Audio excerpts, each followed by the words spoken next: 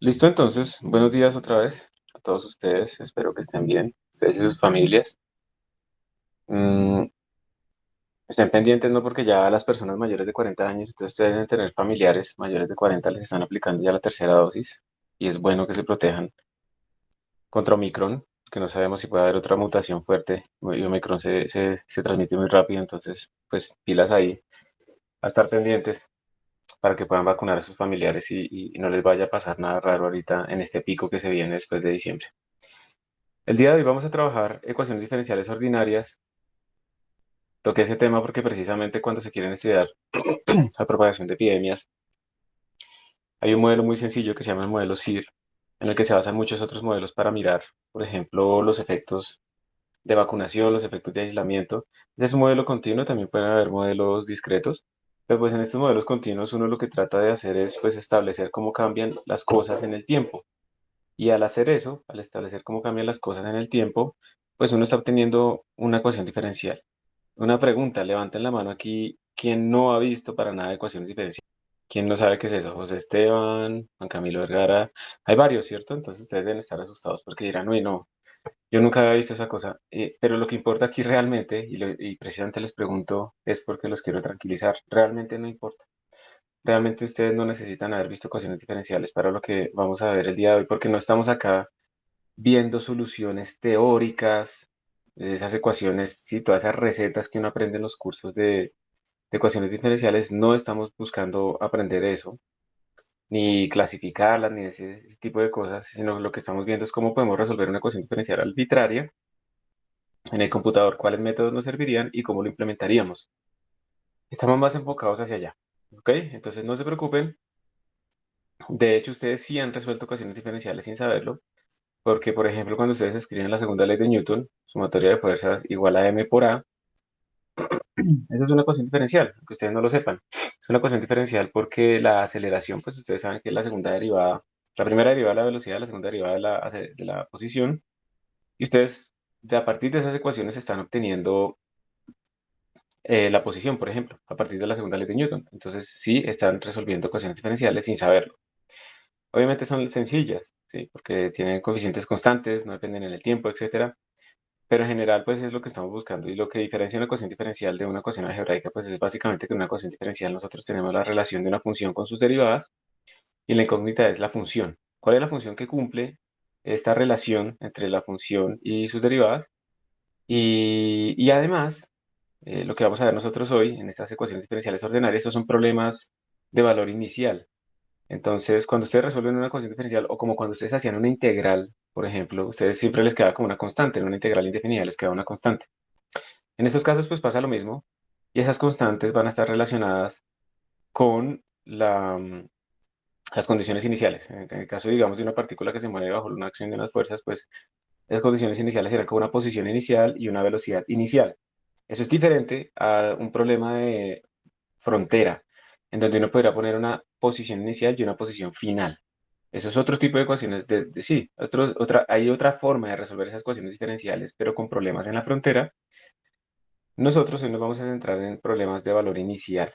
Entonces, posición y velocidad para una ecuación de segundo orden en general. Entonces, lo que vamos a hacer ahorita es como hacer una vista muy general de esas ecuaciones diferenciales y luego pues vamos a pasar a resolverlas con el método típico que ustedes ya vieron incluso, que es el de Euler. Ya vimos que Euler es fácil, pero no es muy estable cuando las escalas de tiempo cambian en nuestra simulación, cuando hay dinámicas fuertes. Luego vamos a ver, bueno, luego vamos a ver el método típico acá, que es el de run ejecuta. Vamos a ver cómo será su implementación. Y finalmente, pues esos métodos, como ustedes han visto, pues tienen sus ventajas y desventajas. Vamos a ver que hay algunas librerías que nos pueden servir para resolver ese tipo de problemas. Esa librería ya está instalada ya en la sala de sistemas, entonces la podemos usar directamente. Y al final, pues esto también es como un ejercicio de cómo utilizar librerías externas para nuestros problemas. ¿Listo? Entonces, bueno, vamos a arrancar. Esto es una ecuación diferencial ordinaria, no tenemos derivadas parciales ni nada de eso. Básicamente aquí ustedes lo que tienen es la segunda ley de Newton, ¿sí o no? Entonces tenemos masa por aceleración en el lado derecho igual a una fuerza, digamos que esto sea un resorte, entonces una fuerza elástica que depende de la posición y una fuerza externa que puede depender de la posición y del tiempo. Aquí, entonces, nuestra incógnita es encontrar cómo es X en función del tiempo. Eso es como lo que estamos buscando nosotros. ¿Cómo es X en función del tiempo? Entonces, esta es nuestra incógnita. X en función del tiempo, ¿cómo es? ¿Cómo es esa función? Esa función pues va al final depender de unas constantes. C1, C2, pueden ser sumando, multiplicando, lo que sea, depende de la naturaleza de la ecuación. Y como les decía, esas constantes entonces se van a calcular a partir de las condiciones iniciales en estos problemas. Como esta es una ecuación de segundo orden, porque miren que la segunda derivada, la derivada que aparece acá es una derivada de segundo orden, la mayor derivada que tenemos de segundo orden, entonces en estos problemas vamos a necesitar dos condiciones iniciales. Entonces vamos a necesitar la posición en el tiempo t igual 0 y la velocidad, en este caso, pues también en el eje X en el tiempo t igual 0. Esos son el tipo de problemas que vamos a tratar de resolver nosotros. ¿Listo? Esa es la idea. Y bueno, entonces, ¿qué ejemplos tenemos nosotros de ecuaciones diferenciales? Tenemos el de la izquierda, a esa se le llama segundo orden, la que tenemos arriba, porque pues la derivada más alta es de orden 2. Esta que tenemos acá es de primer orden, ¿listo? Es de primer orden, la derivada máxima que tenemos es de 1. Hay una gran diferencia entre funciones que tengan el tiempo explícitamente, como pasa en esta situación, como cuando no tienen ese tiempo explícitamente. Entonces, si uno quiere resolver esto de forma analítica, pues tiene que tener en cuenta esos comportamientos. Para los métodos que vamos a ver numéricos, da igual, realmente. La función es completamente general.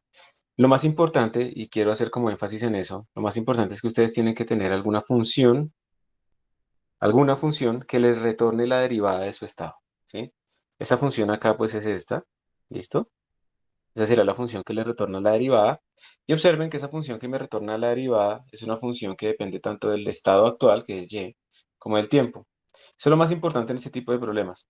Hay otras formulaciones cuando uno estudia las ecuaciones diferenciales, por ejemplo, de segundo orden, es que si yo puedo escribirlo de esta forma, con estos tres términos así, esto es un problema de Sturm-Liouville y entonces tiene unas propiedades en el espacio de funciones de Banach, que yo ya ni me acuerdo bien si es Banach o es otro. Y, y pues uno puede, digamos, pensar en la forma general de esas soluciones, ¿sí? Y qué propiedades deberían tener.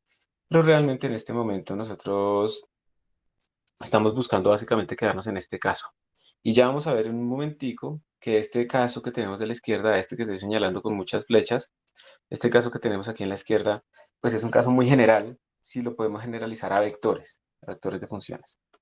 Hay otro ejemplo de esta ecuación, la tenemos aquí abajo, pues entonces es una ecuación de segundo orden, de coeficientes constantes, porque son constantes las que están multiplicando a nuestras derivadas. No es homogénea porque esto no es igual a cero. No es lineal porque miren que tenemos una derivada a la 4. Entonces esta expresión, esta ecuación diferencial ordinaria ya no es lineal y cuando no es lineal no cumple un principio fundamental, ¿sí? No cumple un principio fundamental que es el principio de superposición. Principio de superposición es básicamente que si yo tengo una solución de mi ecuación y tengo otra solución de mi ecuación, la suma de ellas dos también es una solución de mi ecuación. Y de esa manera es que uno puede obtener pues todas las posibles soluciones, ¿listo? Pero cuando eso implica que las ecuaciones diferenciales son lineales y cuando no es lineal, como en este caso, no se cumple el principio de superposición, son más complicadas. Yo veo que hicieron una pregunta. Bien. ¿De y de t no sería solo una función que depende de t? No necesariamente, porque como tú puedes ver acá, mira, en este caso, en el caso 2, digamos que señalé, en este caso mira que de y de t depende tanto de y como del tiempo. ¿Listo? Imagínate, no sé, imagínate, vamos a pensar, a ver si me sale. Imagínate que y de t es, a ver. Imagínate que tú vas a derivar esto. Tú vas a derivar respecto al tiempo y al cuadrado. ¿Listo? Eso por la regla de la cadena te va a dar 2y por dy de t. ¿Ok? Entonces, tú puedes ver que si despejaras de y de t, también va a depender de y, no solamente del tiempo. Entonces, no es necesario que solamente dependa del tiempo. ¿Listo? Ahora, tú puedes decir, pero yo cuando la resuelva, eh, al final voy a tener un y de t y yo lo reemplazo acá. Y al final, la derivada pues va a ser solamente una función del tiempo. Estoy de acuerdo. ¿Listo? Pero eso es cuando ya la resolviste. ¿sí? Y si ya la resolviste, pues ya, pues, ¿para qué si reemplazas? Ya tienes la derivada también, porque ya resolviste el problema, ¿listo? La idea es que en el planteamiento de la ecuación diferencial, la derivada va a depender en general tanto de y como del tiempo. Simplemente es eso. Pero claro, si yo al final resuelvo mi sistema y obtengo y de t y lo reemplazo en mi derivada, pues al final todo depende del tiempo. ¿Ok? Entonces es una forma implícita, más bien. ¿Listo, José Esteban? Ok. Y pues hay otra naturaleza, otros animales mucho más diferentes que aparecen aquí, que son las ecuaciones diferenciales parciales. Y esas ecuaciones diferenciales parciales son mucho más complejas y más difíciles de resolver que esas ecuaciones diferenciales ordinarias que tenemos acá.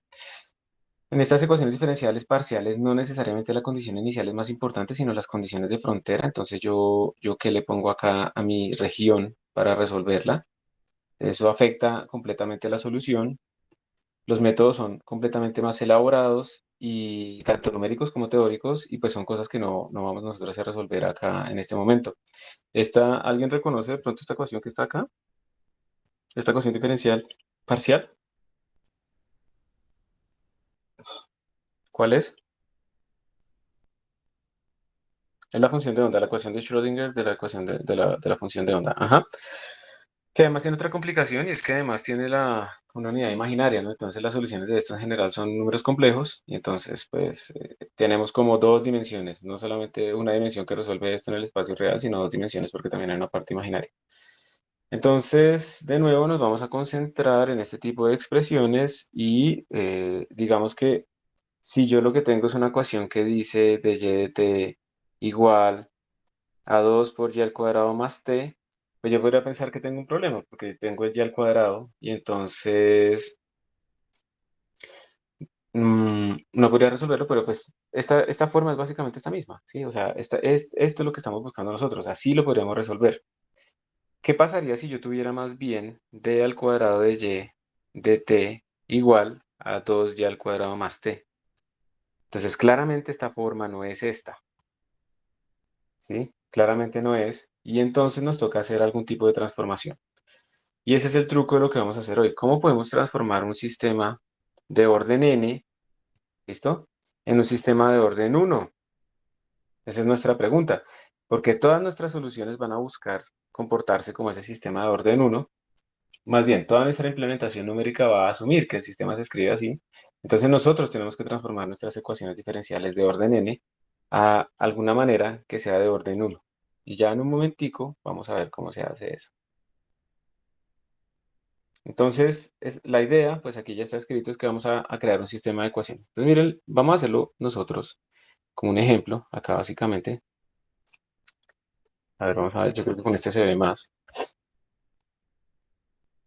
Entonces, observen lo siguiente. Vamos a hacer un ejemplo sencillo. Vamos a suponer que tenemos el sistema d cuadrado de y de t igual a 2y al cuadrado más el tiempo. Este es nuestro sistema. Ese sistema no está cumpliendo con la suposición de que tenemos un sistema de ecuaciones de derivadas de orden 1. Entonces, lo que uno hace es simplemente introducir una variable auxiliar. ¿Listo? Entonces vamos a definir una nueva derivada simplemente y la vamos a escribir de esta manera. A ver, vamos a escribir la notación. Hagámoslo con la velocidad. Supongamos que y es una posición y entonces vamos a poner la velocidad. Nosotros sabemos que la velocidad en el eje y es la derivada de la posición respecto al tiempo, ¿cierto? Esta es nuestra introducción. Sabemos que esta es la definición del vector velocidad, o por lo menos de esta componente, pero aquí estamos es como simplemente introduciendo una nueva variable que la llamamos b sub y. Y entonces, si yo tengo en cuenta esto, que b sub y es la derivada de orden 1 de y de t, cuando yo puedo reemplazar esto acá. Entonces esa derivada de segundo orden se puede reescribir como la derivada de y respecto al tiempo igual a 2y al cuadrado más t. Es decir, solo para haber introducido esta nueva variable, ahora yo de una ecuación de segundo orden tengo dos ecuaciones de primer orden. Lo pude transformar. Entonces ahora yo simplemente lo que tengo que hacer es como tratar de escribir esto de una forma sistemática. Entonces lo vamos a organizar como desde la variable fundamental. Vamos a escribirlo así. ¿Listo? Y entonces yo puedo crear un vector que tenga como estas componentes. Voy a decir, derivada del tiempo de este vector, esto es y, esto es b sub y, va a ser igual a una función vectorial que me retorna las derivadas. Esa función vectorial, ¿qué componentes va a tener? B sub y 2y al cuadrado más t. Entonces, así yo podría decir que este sistema lo puedo escribir de esta forma. Derivada respecto al tiempo de un vector de estado que tiene estas dos componentes, la función, su primera derivada, su segunda derivada, etcétera, va a ser igual simplemente una función vectorial que va a recibir a mi vector de estado. Ah, bueno, ya el tiempo también. Entonces observen que una ecuación lineal de orden n siempre se puede transformar, una ecuación diferencial lineal de orden n siempre se puede transformar en n ecuaciones lineales de orden 1. ¿Listo? Y esa es la gran idea. Y por eso es que nosotros nos podemos concentrar en resolver simplemente este tipo de sistemas, sistemas de orden 1, pero generalizados de forma vectorial. ¿Ok? Entonces, digamos, hagamos un ejemplo. El oscilador armónico, obviamente. ¿Qué otro ejemplo podría ser, cierto? Entonces, el oscilador armónico. En el oscilador armónico, ustedes tienen, cuando escriben la ecuación diferencial, ustedes tienen masa por aceleración. Vamos a poner lo que es horizontal, que no hay fricción, o sea, que solo importe la parte elástica. Eso es igual a menos K por X. ¿Listo? Esto es una ecuación diferencial de segundo orden si lo que queremos es encontrar la posición en función del tiempo. Porque como la aceleración es la segunda derivada de la posición, entonces esto se puede escribir como d cuadrado de x, de t cuadrado, igual a menos k por x. ¿Listo? Entonces lo que yo les pido a ustedes en este momento es que cojan una hojita rápido y me digan cómo sería el sistema, calculen cómo sería el sistema. Digamos que vamos a poner como primera variable de nuestro vector va a ser x, ¿sí? Entonces derivada respecto al tiempo. Y la segunda variable pues va a ser, para seguir esta notación que tenemos aquí a la derecha, va a ser la primera derivada. Listo, que la vamos a anotar así, que es la velocidad. Entonces, ¿qué escribo? ¿Cómo sería la función? ¿Qué escribo acá a la derecha? Díganme ustedes. Muy bien, José Esteban dice que la primera sería x1. Listo. Esa es la derivada. La derivada de la posición es la velocidad. Muy bien. ¿Y qué escribo aquí en la derivada de la velocidad? En la derivada de la velocidad, entonces tendré que escribir menos k sobre m, porque tengo que pasar ahí la m para despejarla, por x. Y listo, eso es todo. Santiago Andrés dice, ¿qué hizo? Me perdí. ¿En qué parte, Santiago? O sea, ¿entraste temprano y estás viendo todo desde el principio o te perdiste ahorita que entraste? Ah, Santiago sí estaba desde antes. ¿En qué parte, Santiago? Explícame en qué parte te quedaste. Cuando empezamos el ejemplo del oscilador armónico. Ok, estoy definiendo el vector. La pregunta es, si yo tengo esta ecuación diferencial que tengo aquí arriba, ¿listo?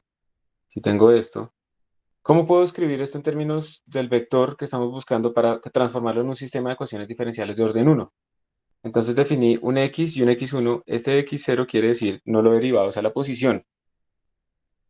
Y x1 quiere decir la primera derivada de la posición en función del tiempo, la velocidad. ¿Hasta ahí vamos bien? Ok, listo. Y entonces a la derecha estamos colocando pues cuál derivada sería. Entonces, la derivada de... Sí, esto sí se ve. ¿La derivada de qué? De la posición, pues va a ser la velocidad. Y la derivada de la velocidad, pues va a ser menos k x sobre m. ¿Por qué no le pongo velocidad? Porque estoy tratando de generalizar este vector a que podamos escribir muchas componentes. ¿Listo? Estoy tratando simplemente de generalizarlo a que sean muchas componentes. Entonces le ponemos x, de velocidad, aceleración, ¿y cómo le ponemos al otro? Jerk, creo que le llaman a la derivada de la aceleración, pero pues queremos generalizar esto a n variables, entonces por esa razón pues estamos buscando una forma sistemática de hacerlo. ¿Listo? Y aquí también nos faltaría como poner cero, ¿no? Para que quede equivalente. Entonces, miren que cualquier ecuación lineal de orden n se puede transformar en n ecuaciones de orden 1. Y la clave de todo, la evolución de su sistema, la parte más importante de todo este rollo es esto, la función que me retorna las derivadas. Aquí está la dinámica del sistema. ¿Ok? Entonces, si ustedes logran definir esa dinámica del sistema, si ustedes, obviamente, si ustedes no tienen esa dinámica del sistema, si ustedes no saben cómo son las derivadas, pues no tienen una ecuación diferencial. Y si ustedes la tienen, pues este, digamos, es el secreto, les está diciendo cómo evoluciona todo y pues al final van a ver que van a tener que definir una función Y esa función va a tener que recibir pues el estado actual, que lo vamos a llamar y, entonces ese y va a ser un vector, ¿cierto? Tiene que recibir también algo en donde guardar esas derivadas, el de y de t, o sea, otro vector para guardar las derivadas. Y en general también el tiempo, aunque en esta ecuación no hemos tenido el tiempo explícitamente, en general nuestras ecuaciones pueden tener el tiempo de forma explícita. Y entonces esta función pues va a tener que recibir esto como una constante, porque pues ese vector no va a cambiar. Cuando yo calculo las derivadas, mi vector de estado no cambia, pero esto sí lo va a recibir por referencia, ¿cierto? Para cambiarlo, porque cuando yo llamo a esta función, pues él me va a calcular las derivadas. Y pues el tiempo eso no importa porque es un double, entonces da igual. Entonces más o menos eso es lo que vamos a tener nosotros. Y como esta función está cambiando al vector de derivadas, pues es una función vectorial que finalmente es como si nos estuviera retornando un gran vector. Pero lo más sencillo, en vez de que retorne una cosa, lo más sencillo es pasarle por referencia lo que queremos que cambie. Referencia no constante. Y eso es todo. Entonces, digamos que esa es la idea fundamental en este tipo de aproximaciones de soluciones de sistemas de ecuaciones diferenciales ordinarias. Entonces, como pueden ver, por eso lo llamamos sistema, porque en general ustedes van a tener como una derivada. A ver si me sale el morado. Tenemos aquí una derivada para, para la primera variable, y eso va a ser como la primera componente de nuestra función de derivadas. Tenemos la derivada para la segunda variable, y aquí está nuestra derivada para esa segunda variable, pero pues en general eso simplemente está demostrando es que f pues tiene muchas componentes. Para un momento, los dejo que piensen un momento, a ver si se les ocurre alguna pregunta, y quedo atento en este momento para responder. Profe, ¿es ahí qué significa? Esa ahí quiere decir es que depende de todos los vectores, es como, es una forma de esa anotación que están usando ahí, está ahí me imagino. Simplemente dices que este y sub i es básicamente pues el vector y, no es nada más. Entonces esto lo que está diciendo es que la derivada de la primera variable puede depender de ella y de todas las otras variables y del tiempo, en forma general. Para este problema que hicimos nosotros acá, pues no es así, pero recuerden, estamos tratando de pensarlo de la forma más general posible. Entonces, sí o no, la derivada de la primera variable en general podría depender del tiempo y de todas las otras variables. ¿De acuerdo? Listo, ahí les puse el chat wall, el tweetback, por si quieren preguntar de forma anónima, porque les da pena o algo así, así los puse en el chat oficial.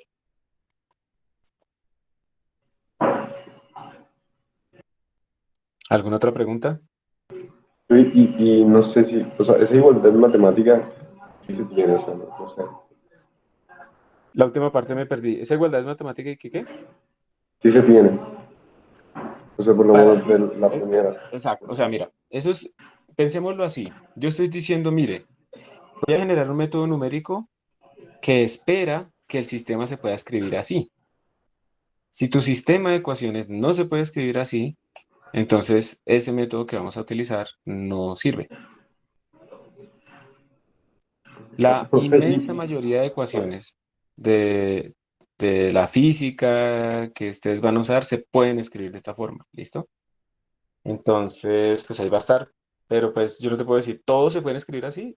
Probable, no, no, imposible asegurarlo para todos los posibles sistemas.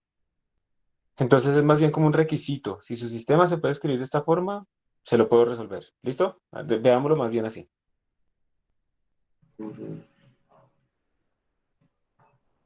y el numerito que aparece encima de las de y de T o la F denota el número de la derivada, ¿no? Es Bueno, como una componente, en cuanto a la f es como una componente, ¿sí? Porque nuestro vector f, pues como tú estás viendo, este es nuestro vector f acá, ¿listo? Este es nuestro vector f. Si ves que tiene una componente inicial, tiene otra componente cero, está la componente cero, está la componente uno. Entonces es como la componente en cuanto a la f. En cuanto a las y's, pues es también la componente de ese vector y, pero pues recordemos que nuestro vector y está hecho de nuestra variable sin derivar, luego nuestra variable derivada una vez, luego la segunda vez y así sucesivamente. que son unos componentes. Componentes, sí señor. Porque pues esto es al final es una ecuación. ¿Las preguntas? Listo. Entonces, resumamos hasta este punto qué es lo que hemos hecho. Estamos hablando que queremos resolver sistemas de ecuaciones diferenciales ordinarias de valor inicial, o sea, con condiciones iniciales. ¿Listo? Posición inicial, velocidad inicial, etcétera. Para eso, estamos buscando una forma de poderla resolver de la manera más general posible. Y digamos, esta forma general de sistemas de ecuaciones diferenciales es muy útil porque la mayoría de los sistemas dinámicos que estamos viendo nosotros se pueden escribir de esta manera, ¿sí? Entonces, si yo tengo, por ejemplo, un sistema de orden n quiere decir que la máxima derivada que aparece en mi ecuación es de orden n, enésima derivada. Todos esos sistemas, y yo creo que sí, desde que sean lineales, yo no sé si tienen que ser no lineales, si pueden también ser no lineales, ya lo miramos. Pero todos esos sistemas se pueden escribir como n ecuaciones de orden uno, simplemente introduciendo variables auxiliares que están asociadas con las derivadas, la posición, luego la primera derivada de la posición, luego la segunda derivada de la posición, etcétera. Entonces, como yo puedo escribir esos sistemas de esta manera general, entonces yo puedo ver mi solución cuando yo quiera como plantear cómo podría resolver de forma general esos sistemas, yo lo puedo plantear como simplemente resolver una ecuación de orden uno, donde voy a tener esta formulación, donde la derivada de mi vector de estado va a ser igual a una función que reciba el vector de estado y al tiempo. ¿Listo? Entonces esa es como la idea. Y resolver ecuaciones diferenciales de orden uno es mucho más sencillo. ¿Listo? Eso es como la idea fundamental. Creo que aquí hay una pregunta en el chat anónimo. Dice, es la misma repetida varias veces, que si dicta alguna otra clase aparte de programación y herramientas computacionales. No, por el momento no, es suficiente. Trabajo con esas dos. Por el momento no, pero de pronto a futuro, pero no creo que en física, probablemente en alguna mecánica, en ingeniería o algo así. No sé si es por susto, que dicen como que para no meter otra vez conmigo o qué. Entonces, digamos, la respuesta es en este momento no. Listo. Eso es lo que hemos hecho hasta ahora. Y además, hay que tener en cuenta que nosotros, como esos son sistemas de ecuaciones diferenciales ordinarias de valor inicial, tenemos que de alguna manera poder definir el y en el tiempo t igual cero. Eso también es un requisito fundamental en nuestros problemas. Y esto es lo que queremos resolver. ¿Listo? Eso es lo que queremos resolver nosotros ahora. ¿Cómo podemos resolver esta ecuación diferencial? Y la forma más sencilla posible es lo que nosotros ya vimos con el algoritmo de Euler. Quiero hacer un paréntesis acá. ¿Recuerdan ustedes? Nosotros ya hicimos esta solución. ¿Ustedes se acuerdan cuando hicimos lo de programación orientada a objetos y la partícula rebotando en el suelo y no sé qué? No sé si se acuerdan, pero nosotros ahí estábamos resolviendo una ecuación diferencial, que era la ley de Newton. ¿Lo recuerdan o no? O sea, lo que quiero saber es, ¿se acuerdan cómo lo hicimos? ¿Cómo lo resolvimos? ¿Qué métodos probamos? Euler y Leapfrog y Euler. Sí, señores. Muy bien. Entonces, miren que nosotros ya resolvimos ecuaciones diferenciales. El método de Euler lo vamos a volver a utilizar acá porque es muy sencillo realmente. Entonces lo vamos a volver a utilizar acá y vamos a ver que de todas maneras tiene sus problemas. No es que sea malo. El método de Euler les implica que ustedes deben utilizar un delta t muy pequeño. Esa es simplemente la idea. ¿Sí? Pero no es que sea malo. Vamos a ver otros métodos extras que tienen una mejor precisión, pero tienen otras desventajas que les vamos a hablar en ese momento. Y cuando ustedes vieron Leapfrog también es un método de solución de ecuaciones diferenciales, pero está optimizado no para sistemas de n ecuaciones, sino para ecuaciones diferenciales de orden 2. ¿Listo?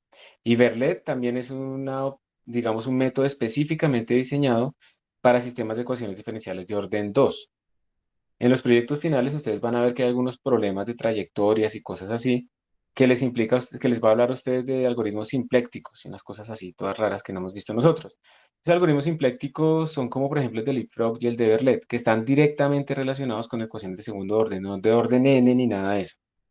Lo que pasa es que como cuando uno está resolviendo un sistema dinámico, un planeta girando alrededor de otro, una cosa así, pues eso es la ecuación de Newton gravitacional. Entonces uno tiene masa por aceleración igual a la fuerza gravitacional, y entonces lo que tenemos es una ecuación diferencial de segundo orden asociada solamente con la posición, no con la velocidad. Y ahí es donde son muy buenos utilizar esos métodos de Leapfrog y de Verlet. Normalmente si ustedes buscan sistemas de ecuaciones ordinarias, nunca les van a aparecer esos métodos, pues porque no están diseñados para sistemas, pero si su problema particular, su problema específicamente es de orden 2 y la función derivada solo depende de la posición, entonces estos sistemas, bueno, estas técnicas como Leapfrog o como Euler, pues son las más apropiadas en esos casos porque tienen una muy buena precisión y tienen una ventaja que es que casi no llaman a la función de derivadas. Vamos a ver más adelante que Y bueno, discúlpenme la pronunciación, yo sinceramente no sé en este momento cómo se pronunciará, si es Runjekuta o es Runjkuta o es Runjekuta. Entonces voy a quedarme con Runjekuta y ya, leyéndolo en español directamente. Ese método de Runjekuta es muy bueno, porque es de orden 4 mientras que el de Euler es de orden 1. Entonces, con un delta t pequeño, con un delta t, digamos, de 0,1, Euler se comporta más o menos mal y Runge-Kutta se va a comportar supremamente bien, porque es de orden 4, ¿sí? Es mucho, mucho, mucho mejor. La desventaja es que tengo que evaluar 4 veces la derivada. Entonces, dependiendo del problema, puede ser que eso no pase nada, pero si yo estoy en un problema, digamos, de molecular dynamics, donde tengo muchas partículas y calcular la función de fuerza se toma muchísimo tiempo, pues evaluarlo 4 veces por cada paso de tiempo no es bueno. Y si ustedes recuerdan con Leapfrog, solamente tenemos que evaluarlo una vez. Entonces ahí es donde uno tiene que empezar a mirar dependiendo de la aplicación, pues cuál sería el método más apropiado. ¿Por qué utilizamos Euler acá? Porque miren que a partir de esta ecuación pues es muy sencillo formular Euler. Uno simplemente puede decir, bueno, listo, voy a pasar el delta t al otro lado, vamos a molestar a los matemáticos, a los rigurosos. Voy a pasar el delta t a multiplicar y voy a integrar en un paso de tiempo pequeño. Entonces yo lo que puedo tener acá es que el y en un tiempo t más delta t, donde delta t como es como ese paso de tiempo que yo escogí, va a ser igual al y que yo tenía en este tiempo t, más delta t veces la función de derivadas. ¿Listo? Eso es lo que yo tengo. O sea, así es que esto es Euler, ¿sí? O ustedes lo pueden ver de muchas maneras. Simplemente para hacer delta t integré en un tiempo pequeño, en un delta t pequeño, o simplemente expandí mi función y en el tiempo t más delta t con punto de expansión, con centro en t y con delta t como parámetro de expansión. Y me quedé con el primer orden. En cualquiera de las dos formas, pues es equivalente a lo mismo. Esto nos dice que el primer término en esa expansión de Taylor que yo descarté es de orden delta t al cuadrado. Y por lo tanto, si yo hago n pasos, entonces el error total, si uno supone que estos son independientes, va como el orden de n por delta t al cuadrado, que sería el orden más o menos de delta t, porque normalmente n es del orden de 1 sobre delta t, ¿sí? Entonces, por eso es que decimos que Euler es de orden delta t a la 1 global. Eso quiere decir entonces que si yo disminuyo el delta t en 2, el error disminuye solamente en 2. Pero si yo estoy en un sistema, como estoy utilizando, digamos, una técnica como la Runge-Kutta de orden 4, entonces tenemos esto. Y si yo disminuyo en 2 este man, entonces esto va a la 4. Entonces disminuye el error en 8 veces. Y si yo disminuyo aquí en 10, se disminuye en 10 veces. Y si yo disminuyo aquí en 10, se disminuye pues en un montón. 10 a la 4. ¿Sí? Entonces por esa razón uno tiene que balancear si quiere más precisión a costa de evaluar la función derivada varias veces o quiere menor precisión. Normalmente uno debe quedarse acá. Y normalmente ustedes no pueden descartar una técnica que porque se puede demorar más sin haber medido. No, es que ahora se me demora 20 segundos. Yo he tenido esos casos. Es que ahora se me está demorando 10 minutos. Para mí eso no, eso está bien. Yo tengo simulaciones que se demoran un mes. Bueno, una semana completa corriendo. Entonces 10 minutos está normal. ¿Sí? Obviamente, en el desarrollo, pues uno no puede como, va a compilar, va a correr, va a esperar 10 minutos y va a mirar si está bien. No, se supone que uno hizo antes simulaciones mucho más pequeñas para poder calibrar que todo esté bien y luego sí manda la simulación completa grande para estar seguro, ¿sí? Más bien, ya estando seguro. Pero en todo caso, pues tampoco se pongan ustedes a hacer optimizaciones o rechazos sin haber medido los tiempos. ¿Listo? Eso también es importante. Entonces, vamos a mirar esto. Tenemos entonces al final está la formulación de nuestro problema de y de t igual a f de t y y. Como les digo, el secreto, la salsa de esto está acá, ¿sí? En esta función que nos está dando a nosotros las derivadas, donde y pues es un vector que tiene nuestra analogía, nuestra posición, nuestra velocidad, nuestra aceleración, nuestra derivada de la aceleración, etcétera, etcétera, etcétera. Tiene n componentes. Y la función de derivadas pues es una función que también calcula la derivada por cada una de esas componentes. Y la derivada de cada una de esas componentes pues va a depender en general tanto del tiempo como del estado actual del sistema. Esto es lo que queremos nosotros resolver el día de hoy. Entonces, bueno, aquí hay otro ejemplo, ¿no? De cómo transformarlo, pero esto ya lo hicimos nosotros, de cómo transformar esto en un sistema. Tenemos la ecuación diferencial de Newton acá. Entonces, siempre, en general, no importa cómo es la fuerza, la podemos transformar, pues, la posición va a ser nuestro y0, la velocidad va a ser nuestro, ¿dónde está? Acá. Va a ser nuestro y1 Entonces ya tenemos definido nuestro sistema de estado, nuestras derivadas, y ahora lo único que nos interesa es esto, miren, vamos a calcular la solución desde un tiempo inicial, t igual a A, hasta un tiempo final, t igual a B. Vamos a ir integrando esta solución en pasos discretos de tiempo. Este paso, este h, lo llaman a veces h, a veces lo llamamos delta t, ¿sí? Es la misma cosa, la partición. Y pues obviamente lo que uno espera es que entre más pequeño sea delta t, pues la solución se acerque cada vez más a la teórica. Recuerden que uno no puede hacer delta t igual cero o muy chiquito tampoco en un computador, porque nosotros no tenemos toda la posible resolución de los números reales, entonces siempre hay errores intrínsecos en nuestro computador, que no solamente son los errores matemáticos, sino también hay errores computacionales de truncamiento ahí cuando representamos los números. Entonces, pues uno va a tener siempre como una precisión mínima, mínima posible, que también está atada a la precisión de los tipos de datos. Entonces sabemos que cuando tenemos double, tenemos una precisión máxima que es del orden de 10 a la menos 15 de forma relativa, o sea, tenemos como del orden de 15 cifras decimales de forma relativa, y con un float tenemos del orden de 10 a la menos 6, ¿listo? El orden de 6 cifras decimales, ¿ok?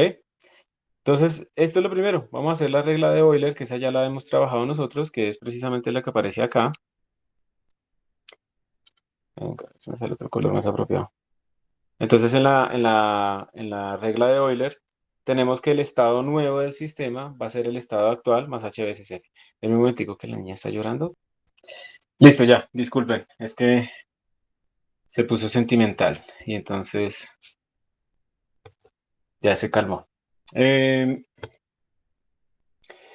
bueno, listo, ahí preguntaron que cómo se llama esta presentación, si ese es el nombre.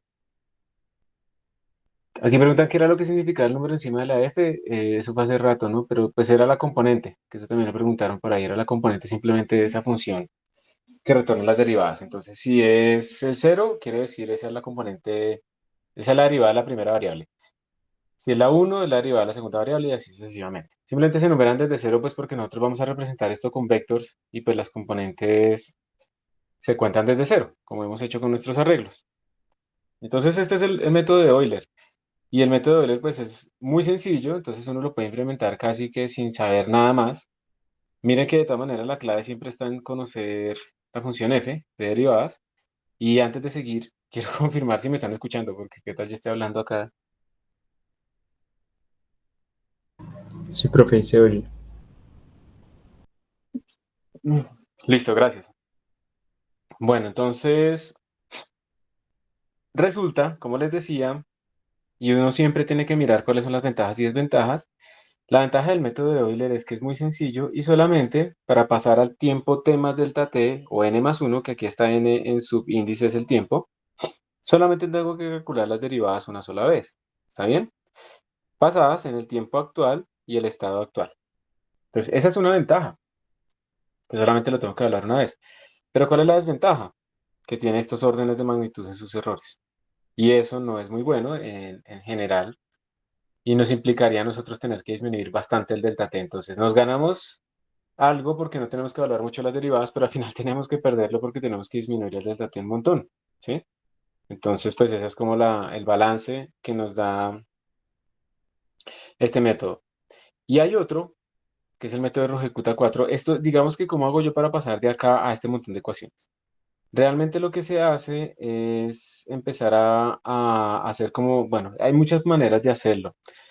Una es como hacer un método de predictor corrector en donde uno puede, por ejemplo, decir, no, yo voy a mejorar esto que estoy haciendo acá, calculando primero cómo sería la, la función si yo me voy a pasar aquí en la mitad, en h medios.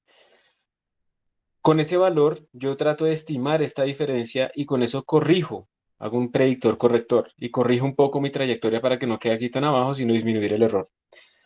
Puedo también pensar, por ejemplo, en que yo voy a partir este intervalo en cuatro pedazos, ¿sí? El intervalo de tiempo, entonces más bien lo voy a pintar abajo.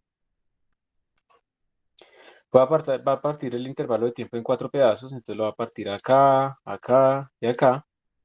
Y digamos que voy a suponer que al final, esta solución final va a ser una suma de estas soluciones que yo tengo al inicio y yo no conozco los coeficientes. Entonces yo puedo pensar después que lo que quiero es que como este valor final va a ser como una suma de estas soluciones parciales con unos coeficientes, entonces yo voy a buscar cuáles serían estos valores de estos coeficientes parciales para minimizar el error que estoy obteniendo al final. También se puede hacer así. Entonces, cuando se trata de buscar este tipo de métodos que minimicen el error, pues empiezan a aparecer estas formulaciones que son más avanzadas, que uno no entiende muy bien de dónde salen, pero sí se puede entender. Como les digo, esto es una introducción a métodos numéricos, pero pues ustedes si quieren ir más a fondo, pues cojan el libro de métodos numéricos, cualquiera de los que están en la bibliografía o cualquiera que ustedes quieran, y ahí ven las deducciones. Y entonces de ahí es que sale este tipo de números todos raros, como unos pesos. Miren, observen que esto lo que está diciendo es que vamos a pesar de una forma diferente esos valores intermedios K1, perdón, K2 y K3 comparados con K1 y con K4. Y cuando uno hace ese tipo digamos, de particiones, minimiza los errores y obtiene estos pesos, entonces uno obtiene un sistema en donde el error local es de orden h a la 4 o delta t a la 4 y el error global es de orden delta t al cubo. ¿Cómo les digo esto? ¿Qué implicaciones tiene? Hagamos un ejemplo.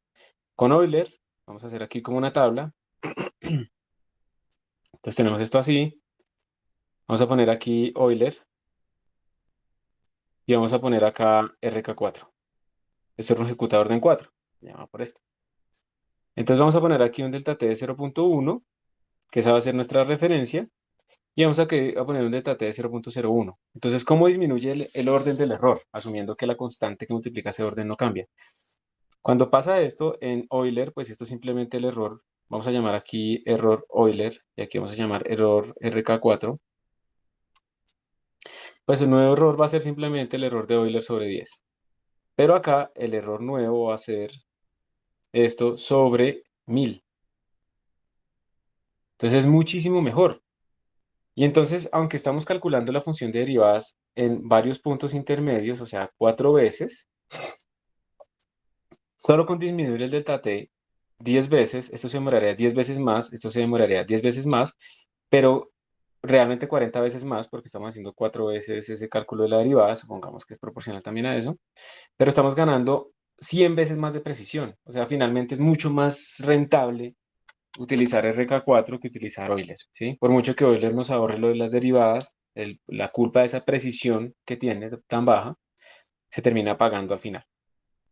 Obviamente implementar un método de estos como Rojecuta es más elaborado, ¿sí? Obviamente, pero pues vamos a ganar bastante más. Y eso está algo típico también. El método más sencillo no necesariamente es el más eficiente o el más preciso, pero pues ese es más sencillo. Si yo necesito en algún momento, si yo digo, no, es que ya con este método no me está dando, pues tengo que implementar uno que sea más elaborado, pero entonces ese método pues uno va a tener que pagar el costo en algo, pero es un costo fijo, ¿no? Uno lo implementa y ya está. Entonces lo que vamos a hacer es empezar a jugar precisamente con esta implementación, vamos a utilizar el oscilador armónico, después vamos a ver que lo podemos volver no lineal y vamos a comparar estos dos métodos y pues los códigos ya están listos, entonces les pido por favor que ustedes pues hagan un git pull del repositorio general y vamos a empezar ahora sí la codificación. ¿Listo? Entonces, bueno, vamos a dejar esto acá. Voy a dejar de compartir un momento la pantalla mientras abro toda la infraestructura que vamos a usar y arrancamos. ¿Por qué el orden global es un orden menos? Eso es una suposición. Digamos que normalmente tú lo que haces es partir esto en n pasos. Aquí está. Entonces, tú digamos tienes que el tamaño del delta t se puede definir como el tiempo final menos el tiempo inicial dividido entre el número de pasos que vas a hacer, ¿sí o no, Juan Sebastián? Entonces mira que esto lo que quiere decir es que n es igual pues al tiempo b menos el tiempo a sobre delta t. O sea que n es proporcional a 1 sobre delta t. Entonces vamos a asumir que el error local es del orden de delta t a la a. ¿Listo? Si yo hago n pasos, repitiendo esto, entonces vamos a asumir que los errores se van acumulando. Hay casos peores donde los errores no se van acumulando, sino que los errores van creciendo exponencialmente, cosas así. Pero vamos a asumir que en general el error se va a ir acumulando, se va sumando. Entonces al finalizar n pasos, tú vas a tener que esto va a ser n por delta t a la a, y como n es proporcional a 1 sobre delta t, entonces esto te va a quedar que esto es proporcional a delta t a la a menos 1. Y por esa razón, cuando tú tienes que esto es delta t al cuadrado, el error global va a ser de orden de delta t a la 1. ¿Sí? Quedamos. Listo. No hay más preguntas acá en el anónimo tampoco. Bueno, entonces por favor hagan el grid pool y yo también voy aquí cuadrando mi infraestructura en este momento. ¿Listo? Me pueden confirmar, como siempre, ¿no? Que me pueden, ¿sí? ¿Me están escuchando y pueden ver la pantalla, chicos? Por favor. Confirmación. Sí, profe. Listo, gracias. Entonces, bueno, aquí tenemos, ya estoy metido acá en la sala. Y como les dije, deben haber algunos, cuando hicieron el git pull, les deben haber aparecido algunos códigos nuevos, ¿cierto? Hay una carpeta para el día de hoy. Esa carpeta es esta. Y hay varios códigos aquí. Entonces ustedes deben tener este que dice Euler o de int, RK4, RK4 barra array. Probablemente no tengan el tmp.cpp, o sí, no estoy seguro. Y vamos a mirar entonces el de Euler. Pero lo más importante antes de esto es, yo quiero que pensemos nosotros qué es lo que necesitamos. Miren, nosotros queremos es implementar como una solución de este tipo de sistemas utilizando el algoritmo de Euler. Entonces, como qué funciones serían las que necesitamos? ¿Ustedes qué creen que deberíamos nosotros como implementar? ¿Sí? Para que podamos entender luego qué es lo que vamos a hacer, es muy importante que analicemos en este momento qué funciones necesitamos. ¿Listo? Entonces, ayúdenme ustedes a pensar qué funciones probablemente podremos necesitar. Voy a rayar aquí encima un poquito y bueno, vamos a ver. Entonces, a ver, queremos implementar la función de Euler. Recuerden que el método de Euler pues es hacer esto que tenemos acá. ¿Dónde está? ¿Con qué rayo? Es hacer esto que tenemos acá. Ah, ok. Es que estoy un poquito perdido porque me quedó de todas maneras esta presentación arriba. Queremos implementar ese método, entonces observen que necesitaríamos algo que haga como la evolución del sistema. Y en la evolución del sistema lo que vamos a hacer es para un número dado de pasos, que ese número de pasos lo podemos determinar a partir, digamos, va a ser una función del tiempo inicial, del tiempo final y del delta t, ¿cierto? En general. Ese número de pasos va a depender de eso. Entonces, la evolución lo que va a hacer es en cada paso hacer Euler. ¿Y qué significa hacer Euler? Euler quiere decir que si representamos el estado del sistema por un vector y, entonces le voy a poner la flecha para decir que es un vector. Si representamos el estado del sistema así, pues lo que tenemos que hacer es y es igual al y que tengo actualmente. Esto va a estar en tiempo t más delta t y esto va a estar en tiempo t. Entonces el tiempo, perdón, es el estado actual más delta t veces o h veces, según lo que vemos ahí en Euler, la función f. Pero recuerden que la función f pues son las derivadas, ¿sí? Entonces esto multiplicado por las derivadas. Entonces podemos ponerlo como una función que depende del tiempo, que depende del estado actual, ¿sí? Pero esto básicamente es las derivadas. Y ya, eso es todo. O sea, esto es lo que necesitamos implementar. Hacemos el número paso de tiempos, el algoritmo de Euler y vamos imprimiendo, ¿cierto? ¿Cómo son esas posiciones en función del tiempo? Entonces, esta parte de aquí arriba, pues la podemos definir fácil, simplemente dividiendo tb menos ta sobre delta t y tenemos el número de pasos de tiempo. Pero miren que nos está faltando como esta parte, ¿sí? Nos está faltando como cómo vamos a hacer esa función de derivadas. Entonces, a ver, si nosotros vamos a la practicidad, pues eso es una función vectorial, pero retornar un vector, pues se puede hacer, pero hay varias formas de implementarlo y para facilitar el trabajo de lo que viene más adelante con la librería ODINT, yo decidí utilizar esta interfaz. Simplemente vamos a tener una función que es void, por ahora no retorna nada, la vamos a llamar fderiv, y esa función pues va a recibir como una constante por referencia el estado actual, ¿listo? Que es un vector. Va a recibir también por referencia un vector que va a representar las derivadas. ¿Y por qué las recibe por referencia? Para escribirlas. Precisamente recuerden que f de t calcula las derivadas. Entonces es una forma sencilla de hacerlo y pues también para recibir el tiempo. ¿Listo? Entonces esta función lo único que va a hacer es coger el vector de y de t en 0 y lo va a igualar por las cosas que son. De y de t en 1 y lo va a igualar por las cosas que son. Y esas cosas que son, pues van a depender del estado y del tiempo.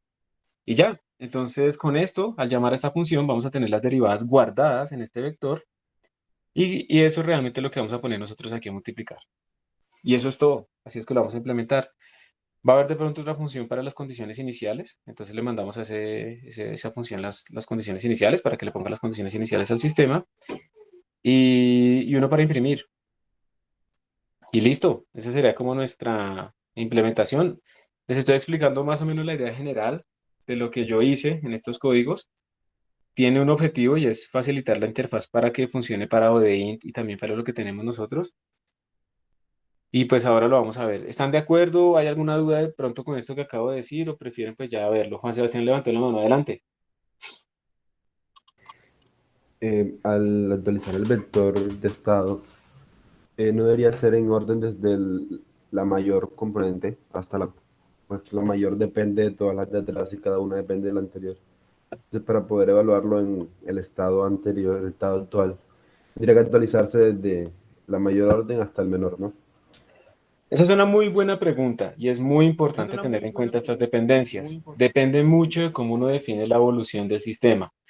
Entonces, ese detalle lo vamos a ver ahorita en la implementación y tienes razón, o sea, uno tiene que tener cuidado porque si digamos, cuando yo actualice esto, yo lo que estoy diciendo es Y0, bueno, vamos a escribirlo ya por componentes. Yo estoy diciendo Y de 0 va a ser igual a Y de 0 a lo que yo tenía anteriormente más delta t por por la derivada de que sin espacio, ¿lo puedo escribir acá? No. De Y de t evaluado en 0, ¿listo? Y si yo no tengo cuidado, pasa lo que tú dices. Si yo estoy evaluando la derivada, en cada vez que yo hago esta actualización, cuando paso a la uno vuelvo a evaluar la derivada. Cuando paso a la 2 vuelvo a evaluar la derivada. Claro, yo estoy cambiando los vectores de y entonces estoy cambiando los estados en los que se estaría evaluando la derivada. Entonces, por esa razón es que prefiero definirla de esta manera. Y la ventaja de definirla de esta manera es que yo antes de hacer esta actualización, antes de hacer eso, yo voy a llamar a mi función fderiv para que me escriba todas las derivadas inmediatamente con el vector de estado actual. Y entonces cuando tú haces estas actualizaciones de Euler, tú no estás llamando otra vez a la función fderivada ni nada de eso. Simplemente ya todo está actualizado en el punto que es y entonces ya no hay problema. Ya todo se evalúa en el tiempo apropiado. Y es muy importante resolver ese problema y tenerlo claro. Entonces, tienes toda la razón y en este caso implementándolo de esta manera, llamando a esta función de derivadas antes de empezar las actualizaciones, se resuelve ese problema. ¿Estamos de acuerdo?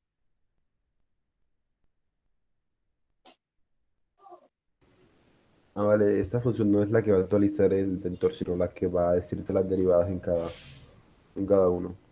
Exacto. Entonces, si quieres, ahorita ya lo vemos en el código como tal, pero ahí se resuelve y muy bien por tener en cuenta eso. Eso es supremamente importante y es una de las causas de que estos métodos se implementen mal. Que uno pierde, como uno no tiene explícito lo del tiempo, uno pierde esa noción de esa dependencia temporal y empieza a cambiar las cosas. Hay otra pregunta aquí que dicen que es lo segundo que recibe. Lo segundo que va a recibir es un vector para guardar las derivadas. ¿Listo, José Esteban? Entonces yo creo que ya pasemos a mirar si quieren la implementación, que yo creo que puede ser más fácil. ¿Les parece? ¿Están de acuerdo? Bueno, entonces me salgo de acá, agrando esta y vamos a checar este momento. Y entonces, teclado para acá. Entonces, vamos a abrir, por favor, el código que dice Euler.cpp. Ábralo, por favor. Vamos a ver si me funciona. Epa, se abrió.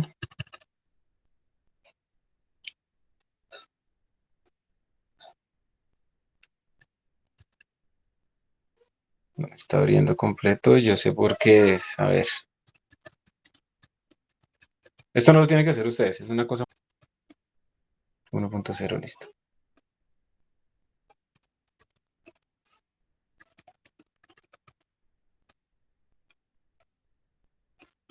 Listo.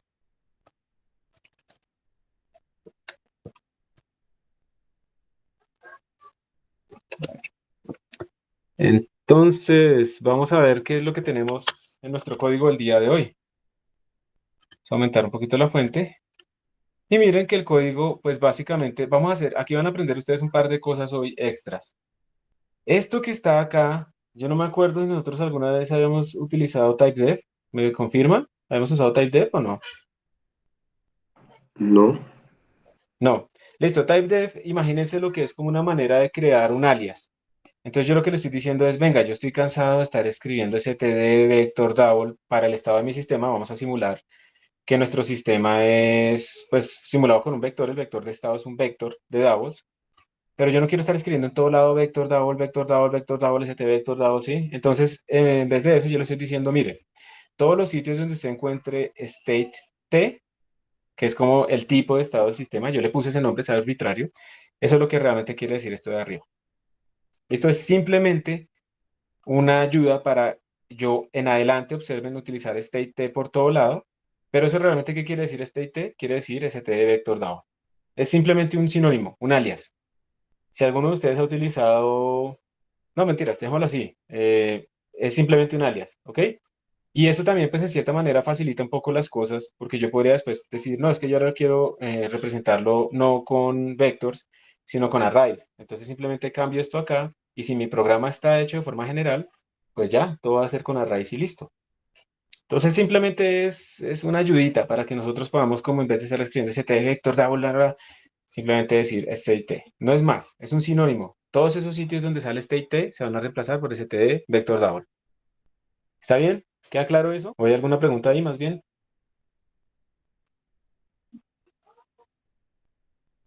Listo. profe, yo tengo una pregunta. ¿Sí?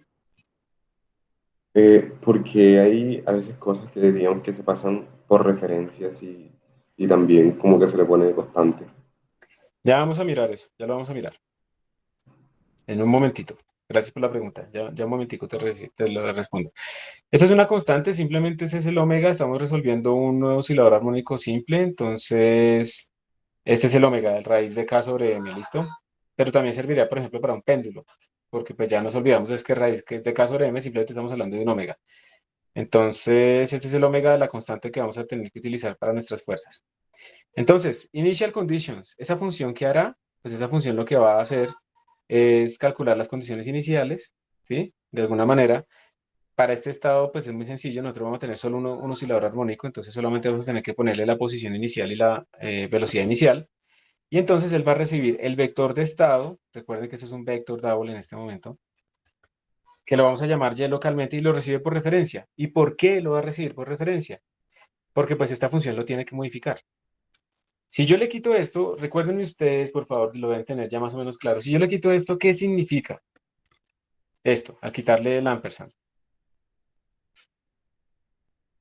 Hacer una copia.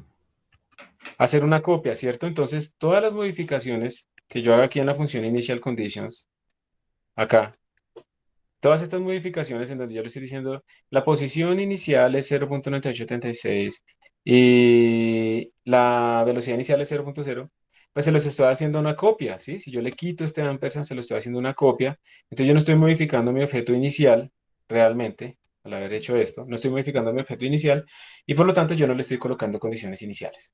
Entonces recuerden que cuando hacemos esto estamos pasando por referencia para poder modificarlas. No estoy creando copias. Y ese es, digamos, lo que yo busco en este momento, ¿no? Yo lo que busco es la función initial conditions, pues va a modificarlo. Entonces eso es lo que va a hacer. Ah, este errorcito, yo no sé por qué sale. Entonces, esa es una parte de tu pregunta, ya vamos a mirar la otra parte. La función de imprimir.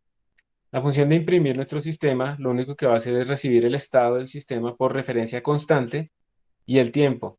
¿Y cómo así? ¿Por qué por referencia constante? Miremos acá. La función de imprimir no necesita modificar nuestro vector, ¿cierto? Entonces podría recibir una copia, ¿cierto? Podríamos hacer esto, pero eso no es eficiente porque cada vez que llamemos a la función imprimir estaremos creando una copia de nuestro vector de estado. Aquí son solamente 12 componentes, pero si tenemos sistemas más grandes, pues vamos a tener 25 componentes y todo el tiempo estamos creando copias. Entonces yo lo mando por referencia para no crear copias, pero de nuevo, como la función de imprimir no necesita modificar, sino solamente leer nuestro estado, pues yo lo mando como una referencia constante. Está bien, entonces gano que no creo copias al ser por referencia y le quito el privilegio de modificarla, pues porque la función de imprimir no debería modificar el estado de mi sistema, solamente está imprimiendo. ¿Está bien? Esa es como la idea. ¿Queda más Ya, ya claro? entendí. Sí, sí, ya, ya. Perfecto, listo, muy bien. Entonces tenemos la función de imprimir, que lo único que va a imprimir pues va a ser el tiempo y la posición en ese momento y la velocidad, que van a ir cambiando en función del tiempo, ¿cierto? Y tenemos nuestra función de derivadas, que esta es la más importante de todas, ¿cierto? Nuestra función de derivadas. Esta es la que va a recibir. ¿Qué va a recibir entonces? Miren, va a recibir el estado actual del sistema, por referencia para no crear copias, pero constante, porque recuerden que la función de derivadas no modifica el estado. La función de derivadas calcula las derivadas. Entonces él solamente va a leer, esa función solamente va a leer el estado del sistema, pero no lo va a modificar. Entonces por eso lo mandamos como referencia constante. Le mando otro vector que es donde yo quiero que guarde las derivadas. Evidentemente este sí quiero que lo modifique. Y por esa razón es que no lo mando como una referencia constante, simplemente como una referencia, porque quiero que lo modifique. Y el tiempo. ¿Está bien? Y vamos a mirar inmediatamente esa función que hace. Entonces aquí está implementada. Y miren que esta función es muy sencillita para este sistema del oscilador armónico, un solo oscilador, pues es supremamente sencilla, ¿no? Entonces, de nuevo, estamos recibiendo el vector de estado constante, las derivadas. Entonces, miren que aquí lo que estamos diciéndole es, la primera derivada es la velocidad, ¿sí o no? Y de 1. Y la segunda derivada es menos omega cuadrado por y. Por si acaso, vamos a ver si esto sí tiene sentido. Vamos a escribirlo nosotros, ¿listo? Entonces, venga, le cambiamos este color un poquito. Hagámoslo con este azul. Entonces, miren, ¿de dónde salió eso? ¿Cómo es la ecuación del oscilador armónico? Nosotros tenemos lo siguiente.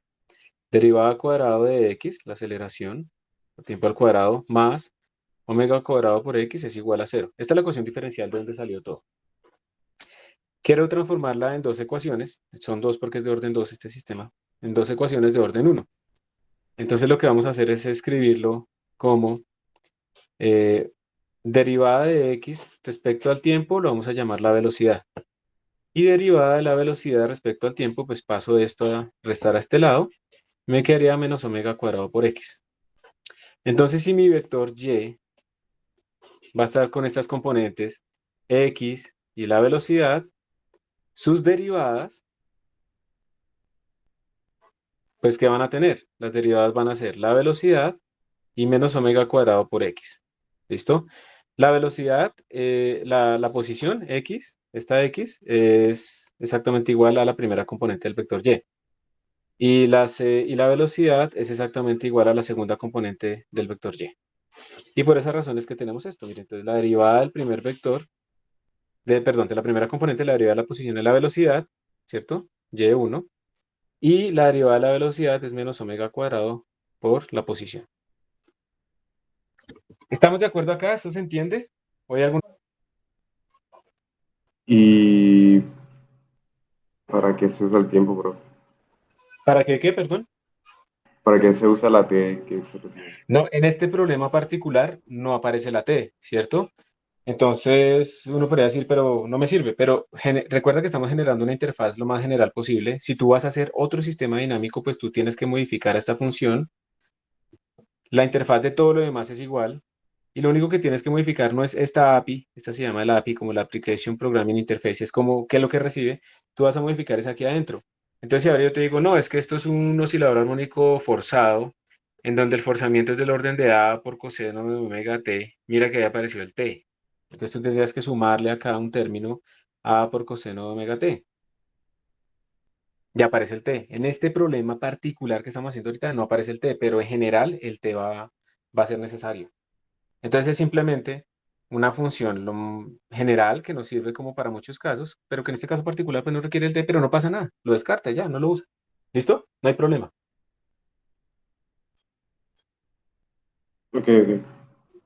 Listo. ¿Alguna otra pregunta? Bueno, entonces eso es lo que quiere decir esta implementación. Y, a ver, listo. Y ahora pues nos falta simplemente Euler. Entonces, miren, es que es muy chévere, ¿no? O sea, es muy sencillo. Nosotros simplemente, si ustedes cambian de sistema, van a resolver esta ecuación diferencial, pues simplemente modifican este f-derif. Como cuando por allá en el Molecular Dynamics nosotros modificamos solo la función de fuerza y ya. ¿cierto? Entonces estamos concentrando la diferencia entre sistemas es solamente en las derivadas, ¿listo? Y por último nos falta la integración de Euler. Entonces miren que la función integrar hoy por Euler es una template, porque pues nosotros no sabemos si cambiemos en un futuro la forma de representar nuestros estados o cosas así. Entonces lo definí como una template que tiene tres tipos de datos. Uno es la función de derivadas, tiene un tipo de datos especial, ¿sí? Completamente arbitrario. Otro es el estado del sistema, también lo puse como algo completamente general. Y también, y además va a recibir el tiempo inicial desde donde yo quiero integrar el tiempo final y el delta t. Entonces, si hay algo más acá. Ah, y una función para imprimir. Entonces lo llamé printer t, que es una función que yo le voy a mandar para que él vaya imprimiendo cada cierto tiempo. ¿Listo? Eso es como la interfaz. A ustedes les puede parecer como rara esa interfaz, pero esto es para prepararlos para lo que viene después con ODINT. Simplemente es eso. Entonces, de nuevo, repito, ¿qué recibe la función de Euler? Recibe, ¿cómo calculo las derivadas? ¿Cuál es el estado del sistema?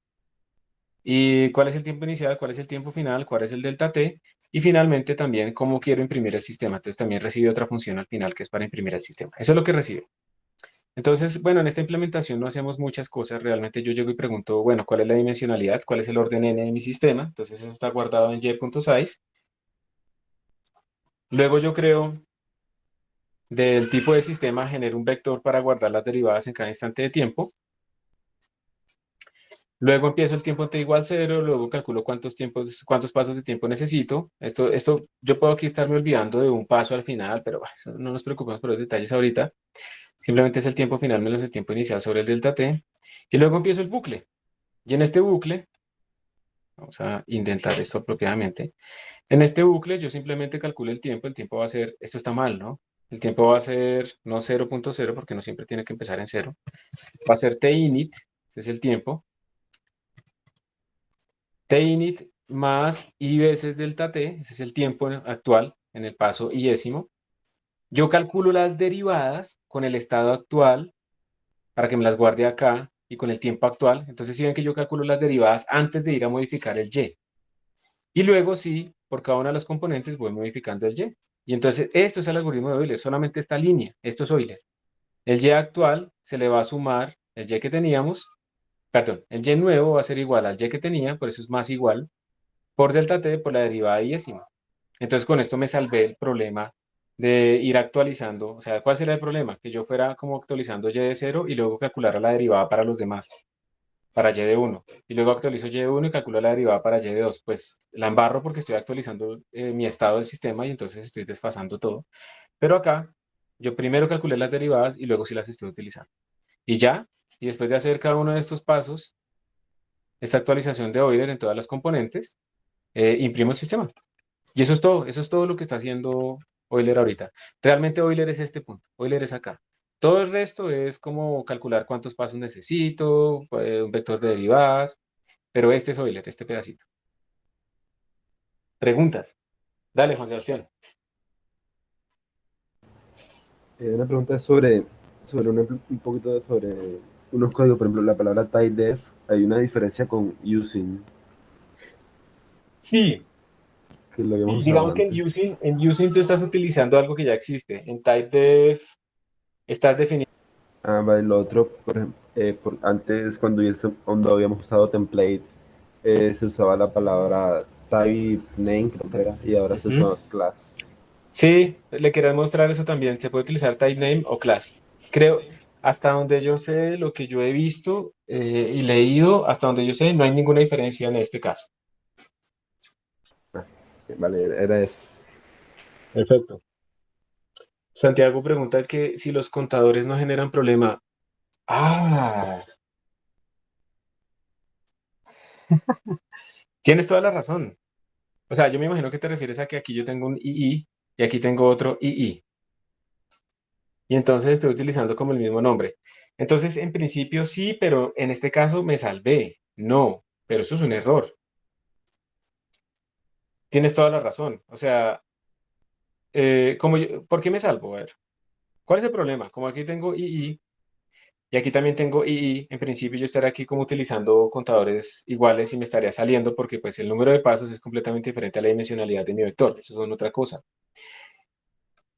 La solución, o sea, me salvé fue porque yo declaré aquí otro II dentro de este for. Entonces este II de acá es diferente a este II de afuera. Y me salvé fue simplemente por eso, pero sí, tienes toda la razón. O sea, yo debería como cambiar acá, llamémoslo a esto como IT, como del tiempo. No pasa nada, ustedes no tienen que hacer el cambio si no lo necesitan, o sea, de verdad no es necesario.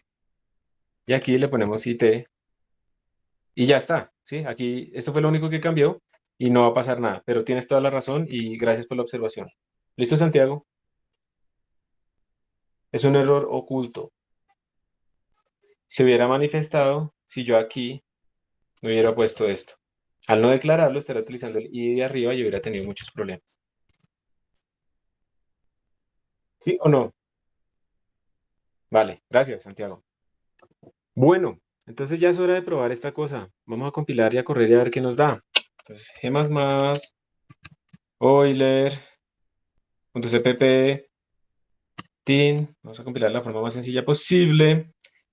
Ya compiló, vamos a ejecutar. Si yo ejecuto, me va a botar todo aquí a la pantalla. Lo vamos a redireccionar a un archivo, datos.txt, y vamos a mirar qué tal nos dio. Entonces vamos a utilizar Genoplot. Vamos a hacer una cosita diferente. No, mentira, sí. Vamos a utilizar Genoplot. Y aquí en Genoplot, es que le ese. Vamos a dibujar los datos. Entonces, plot, datos.txt. Y vamos a pintar primero la posición en función del tiempo. Con líneas y puntos. Y le vamos a poner, bueno, no le pongamos título por ahora. Simplemente queremos ver la tendencia. No sé, esos montones de errores. Ah, ya. Ya sé. Perdón. Venga, lo voy a arreglar. Aquí se le tiene que poner using. Listo. Entonces, miren, la posición en función del tiempo. ¿Ustedes qué dicen? ¿Está bueno o no? Señores Está físicos. ganando energía. Señores físicos. Está Está como aumentando la creciendo, amplitud ¿cierto? Está como creciendo, ¿cierto? en cada oscilación. Sí, exacto. O sea, la amplitud está como empezando a crecer, está oscilando. Parece que el periodo sí es como constante, pero está empezando a aumentar de amplitud. Esto es típico, y ustedes ya lo vieron, con... Exacto, como dicen el David, la amplitud está ganando energía, exactamente. Eso es típico con Euler, ¿no? ¿Cuál sería la solución? ¿Ustedes qué solución implementarían para resolver eso? ¿Aumentar de Y? No, disminuir de T. Yo sé cuál es tu idea, pero tu idea, o sea, lo escribiste mal, pero yo sé que la idea es disminuir de T, ¿sí o no? Aumentar los steps, exactamente. O sea, en el mismo intervalo de tiempo, aumentar el número de pasos, que implica disminuir el DT. Muy bien, Ángel David, esa será como la solución. ¿Listo? Si no puedo cambiar la integración. Y otra cosa que uno puede ver en estos sistemas, acuérdense que hay como una cosa como el espacio de fase, y entonces si esto es conservativo, entonces uno puede graficar la velocidad en función de la posición. Entonces yo puedo hacer esto, y si esto conserva la energía, debería cerrarse sobre sí mismo, como en una elipse. Y miren que aquí se está viendo claramente, la condición inicial pues es en 0.987,0, ¿sí? Entonces empieza como acá en esta zona, ahí empieza la condición inicial y empieza a ganar energía. Y ahí se ve claramente, ahí se ve perfecto que está ganando energía. Y miren que está ganando más o menos como la misma magnitud de energía, más o menos en cada una de las vueltas del ciclo completo. Entonces de nuevo uno tendría que disminuir delta T. Esa será como la solución en este momento, pero la otra solución pues es utilizar un algoritmo más avanzado, que ya está listo para que lo usen, que es el de Rungecuta. Entonces me voy a salir de acá, voy a ir a Emacs y voy a abrir el archivo de Rungecuta, si me hace caso, RK4. Entonces, el de Rungecuta es prácticamente lo mismo que teníamos anteriormente. A ver si puedo aumentar la fuente.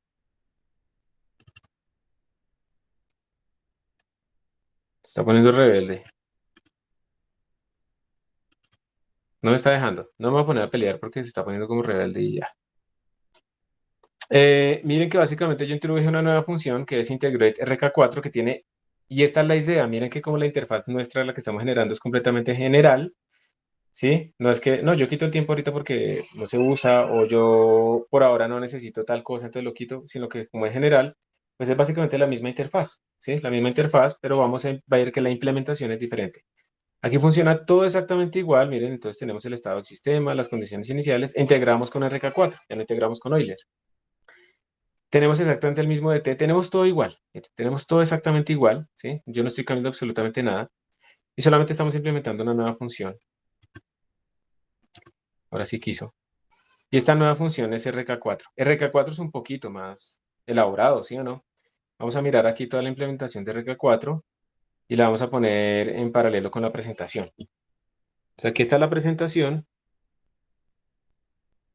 Vamos a achicar esto un poquito y vamos a ir, vamos a ir aquí a RK4. Entonces miren que RK4 requiere que ustedes calculen un K1, un K2, un K3 y un K4. Y el K1 que ustedes tienen que calcular empieza así.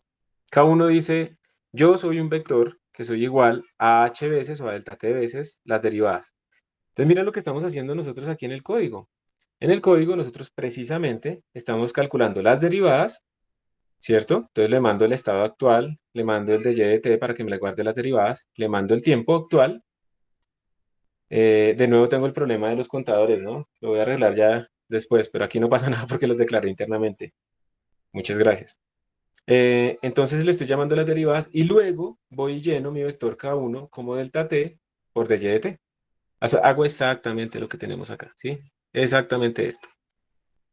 Entonces ya tengo K1. Para K2, ¿qué tengo que hacer para K2? Observen que para K2, ¿dónde está K2? Tengo que hacer un poquito más de cosas. Miren que para K2, la derivada, la función f, se calcula en un tiempo diferente, tn más h medios, pero además en un estado diferente. ¿Sí ven? Entonces, para K2, yo primero voy a calcular este estado auxiliar, que lo vamos a llamar AUX, que es exactamente lo que tenemos acá. Entonces, estoy calculando un estado auxiliar que es el estado actual, el Y, miren, el Y, ¿cierto? Es el Y, más K1 sobre 2. Entonces, miren que es Y, upa, es Y más K1 sobre 2. Entonces, estoy creando ese vector auxiliar. Y luego, la derivada la calculo no como antes. Miren que antes yo le mandaba el estado Y. Ahora yo tengo que mandarle a la derivada el estado auxiliar. ¿Sí ven? Porque miren que la derivada la tengo que calcular. Esta f la estoy calculando en un estado diferente, en un tiempo diferente y en un estado diferente.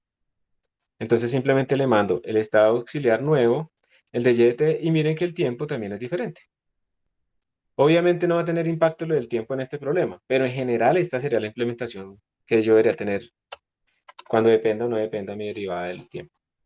Entonces calculo esa nueva derivada y luego vengo y calculo pues mi K2. Mi K2 es esa derivada por allá en ese tiempo raro y en ese estado nuevo multiplicado por dt. Entonces vuelvo a hacer lo mismo para calcular mi vector K2.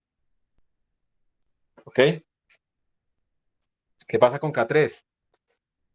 K3 es la misma cosa. Observen que para K3, de nuevo, necesito un nuevo estado del sistema auxiliar, que es con K2. Por eso esto tiene una dependencia hacia adelante, ¿no? En el tiempo. Primero necesito K1, luego K2, luego K3, porque cada uno necesita el anterior. Entonces tengo un nuevo sistema, que es este auxiliar, que sería el estado actual Y más K2 sobre 2, y luego calculo la derivada en ese estado auxiliar y en este tiempo, que es T más H medios. Y luego sí defino mi vector K3, que sería esa derivada por dt. Esto es muy importante, simplemente ser ordenados, o sea, realmente no es que sea difícil, pero hay que ser ordenados. Y finalmente llegamos a K4. Miren que el estado auxiliar de K4 es el Y original más K3. Entonces el estado auxiliar es esto, miren. Y original más K3.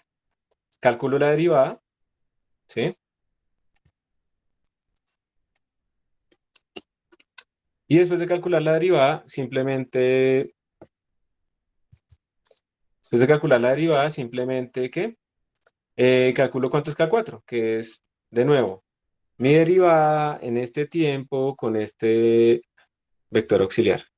Bueno, ya. Y finalmente, cuando tengo todos esos Ks, entonces voy y escribo, mi nuevo estado del sistema es el estado que yo tenía más K1 por 2K2, o sea, rho ejecuta. Vamos a mirarlo acá, mira. K1 más 2K2 más 2K3 más K4, todo sobre 6. Y con eso terminé por fin rho ejecuta. Entonces vamos a repetir, por ejemplo, solamente un K, que José Esteban dice que se perdió ahí. Entonces vamos a mirar el K1. Tú tienes que mirar en la definición No, qué es K1. Señor, el, el 2 mejor, profe. perdón. El 2 mejor, o sea, el K2 mejor. Listo, el Que K2. Entonces miremos. mira, vamos a mirar el K2. Entonces vamos a borrar todo esto que yo escribí. ¿K2 qué es? K2 es un vector que necesita las derivadas, ¿listo? Vamos a calcular las derivadas, pero hay que tener cuidado porque la derivada no se calcula en el tiempo t, sino en el tiempo t más h medios, y no se calcula en el tiempo con el vector de estado y, sino el vector de estado y más k1 medios. Entonces tú primero tienes que definir este estado, ¿listo? Entonces ese estado fue el que yo llamé aux, ¿listo? Entonces yo vengo acá y calculo ese estado. Entonces mira que este vector aux simplemente es y más K1 medios. ¿Vamos hasta ahí bien en este aux? ¿Sí? ¿Queda claro este aux? No, no, no, no. ¿Por qué? O sea, ¿por qué le suma el K1 medio? Porque es que eso es lo que Está me dice ahí. el sistema. O sea, el método me dice que yo necesito calcular la derivada no en el estado y, sino en el estado y más K1 medios. Esta es la formulación del método. ¿Listo? Ese vector K2 se calcula de esta manera, donde las derivadas no utilizan el estado actual, sino el estado actual más K1 medios. Esa es la formulación del método. El por qué es así, pues ya tiene que ver con la derivación del método. Pero eso es lo que nos pide el método para poderlo utilizar, ¿sí? Entonces tú no puedes simplemente calcular la derivada normal en un estado Y, que es lo que siempre uno hace, sino que la tienes que calcular en el estado Y más K1 medios, porque eso es lo que obliga al método. Entonces yo lo que estoy haciendo es esta fórmula pasarla al código, no al revés, no el código a la fórmula. No, no, sí, sí. ¿Ok? Entonces, el método te dice, ¿usted quiere utilizar un ejecuta? Sí. Bueno, entonces K2 tiene que ser así. Entonces, para poderlo calcular, digamos, con la forma que hemos implementado, tú tienes que obtener este vector auxiliar que es Y más K medios. ¿Listo? Entonces, primero lo calculo aquí en el código. Yo calculo primero ese K2 auxiliar, que sería Y más K medios. Lo estoy haciendo en todas las componentes. Y más K medios. Y luego sí calculo K2. ¿Qué es K2? K2 es... Miren, borro acá. K2 es la función de derivadas, que es esta f, evaluada, ojo, evaluada en ese tiempo especial y ese aux especial, multiplicado por delta t. Entonces, mira, yo calculo las derivadas, como puedes ver acá, calculo las derivadas, pero ojo, ¿le mandé el estado y? No, le mandé el estado auxiliar, y más k1 medios. ¿Y en qué tiempo? En temas delta t medios, porque es que eso es lo que me pide el método. ¿Listo? Entonces, hago eso, calculo la derivada, y luego simplemente K2 va a ser esa derivada por delta t. ¿Sí? Ok, ok. ¿Ok? Sí, un poquito más claro. Sí. Y esto, digamos, es como puedes ver, digamos, una complicación un poco, lo puede ver uno así, pero no es tan complicado tampoco. O sea, uno simplemente tienes que seguir lo que le dice el método. Y por eso, pues, fue como importante haber hecho esa interfaz de la derivada para que lo pudiéramos calcular en cualquier estado y en cualquier tiempo y en cualquier DYDT. ¿Listo? Ok, ok. Listo. ¿Tú fuiste el que escribió en el chat me perdí en los CAS? Sí, sí, sí. ¿Y ya no te perdiste en los CAS? Pues ya no tanto. Ya no tanto, listo. Y entonces así mismo, entonces rápidamente mira, por ejemplo, para K3, mira que para K3 tú tienes que evaluarlo no en el estado Y, sino en el estado Y más K medios. Entonces tú necesitas crear un nuevo estado auxiliar, que es Y más K medios. Entonces, ¿sí ves por qué hacemos esto ahora? ¿Sí se entiende el K3 auxiliar por qué es?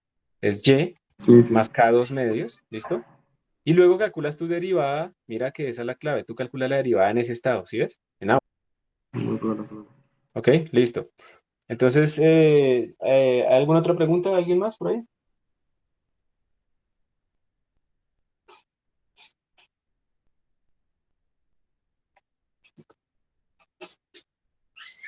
Listo. Y ya teniendo esto, pues vamos ¿qué? A compilarlo. Entonces, G++. ¿cómo se llama esto? rk4.cpp, lo ejecutamos, me bota todo aquí a la pantalla, pero lo voy a redireccionar a otros datos, lo vamos a llamar datos 2, y vamos a ir a GnuPlot y vamos a pintar las dos cosas, ¿listo? Entonces, plot, datos no sé qué, y ahora vamos a decirle datos 2, using 2.3, vamos a hacer inmediatamente el espacio de fase con líneas y puntos y observen la inmensa diferencia. Es el mismo delta T, no lo olviden. El morado es Euler, el verde es... ¿Y qué dicen? ¿Sí? ¿Les gusta? ¿Convencidos de que Rugecuta 4 es mucho mejor o no? Profe, ¿y por qué se debería como cerrar así? Porque pues, eso es una propiedad de este sistema, simplemente. En este sistema, cuando tú graficas la energía, a ver, ¿qué es la energía total en este sistema? La energía total, este color no se ve. La energía total en este sistema, en este oscilador armónico que estamos utilizando nosotros, la energía mecánica, pues es K por X al cuadrado sobre 2 más M por B al cuadrado sobre 2, ¿sí o no? Y esta energía en principio es constante porque aquí no tenemos cosas disipativas. Eso quiere decir que si tú haces una gráfica de X en función de V en el espacio de fase, pues tiene que cumplirse esta condición, ¿sí? Tú no puedes escoger cualquier X y cualquier V. Tiene que ser compatibles con la energía total, la energía inicial. Y esto pues es la ecuación de una elipse, ¿sí o no? Ah, claro, claro. Sí. Entonces, por eso se debe cerrar. Entonces, por esas razones que lo hacemos. Y esas verificaciones son muy importantes en este tipo de sistema, para saber si uno lo está simulando bien. Pero entonces, ¿qué tal? Sí, quedaron convencidos de que Rugecuta 4 tiene muchísima mejor propiedades de precisión que Euler.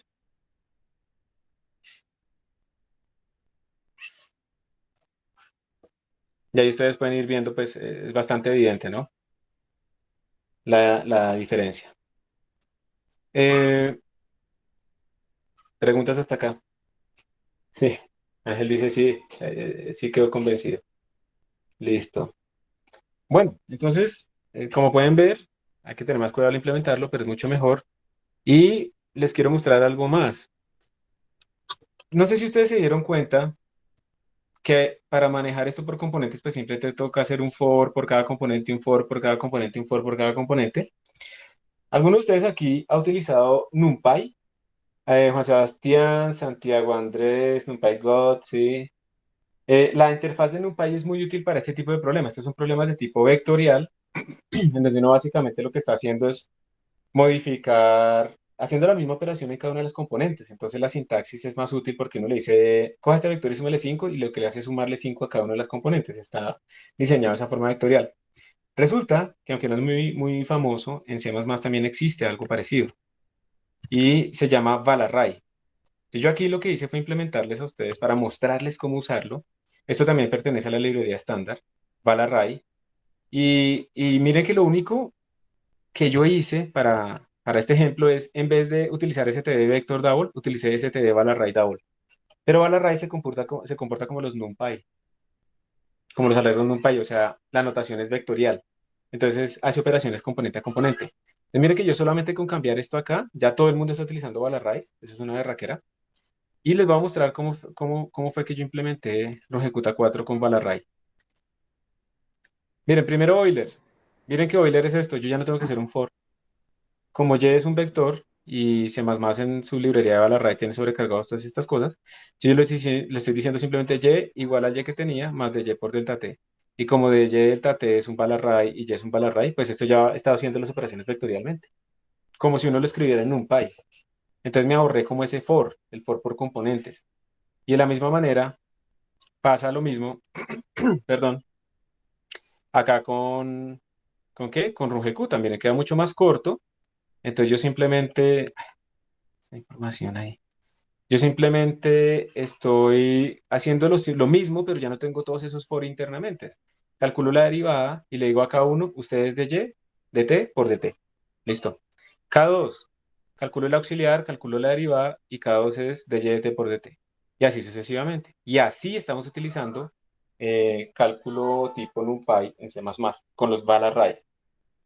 Da igual Si quieren les muestro que compila y corre, para que me crean.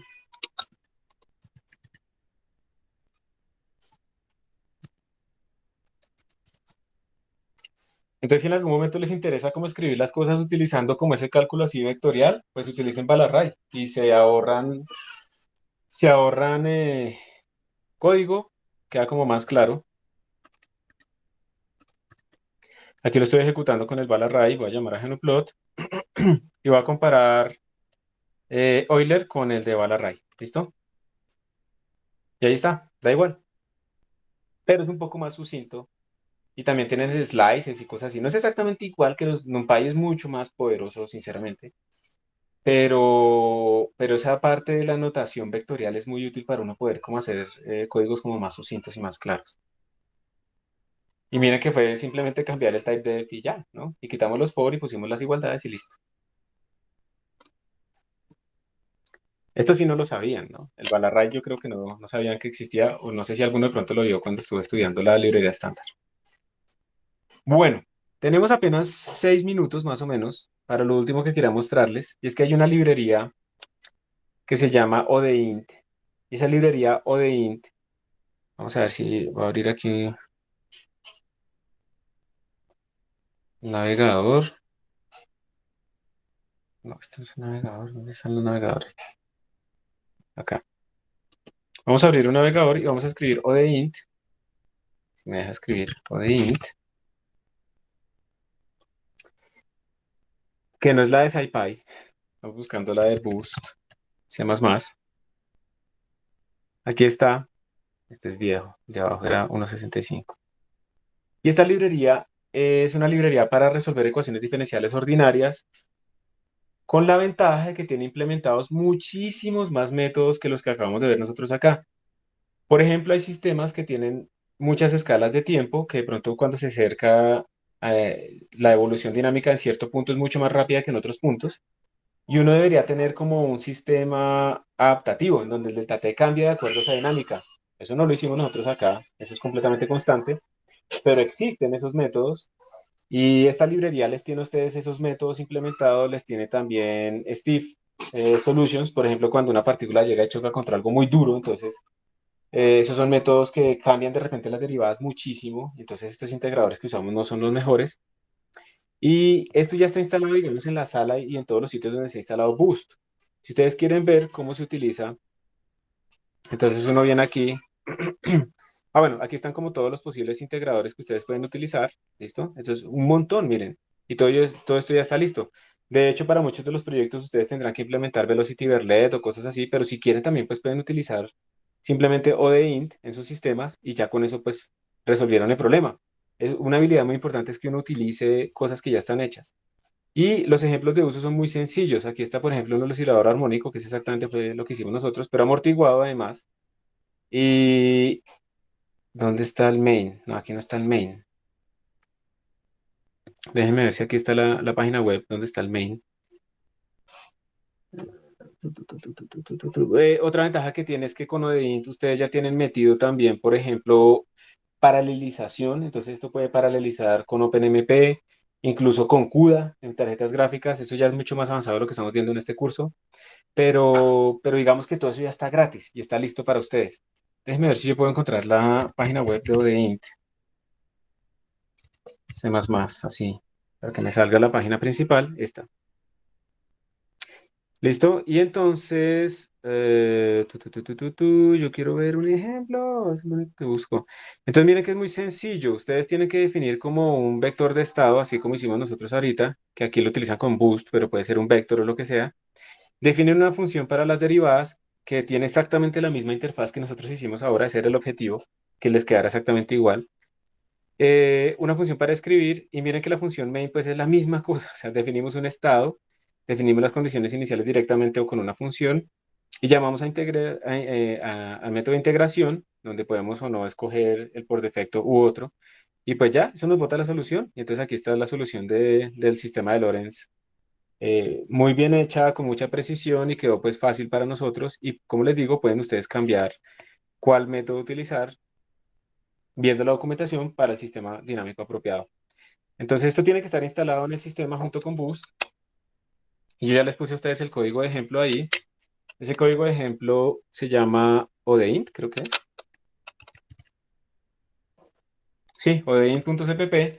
Es exactamente lo mismo que estamos haciendo nosotros acá con el oscilador armónico, sino que ya no tenemos que implementar nosotros ningún método, ¿no? No tenemos que utilizar un ejecuta.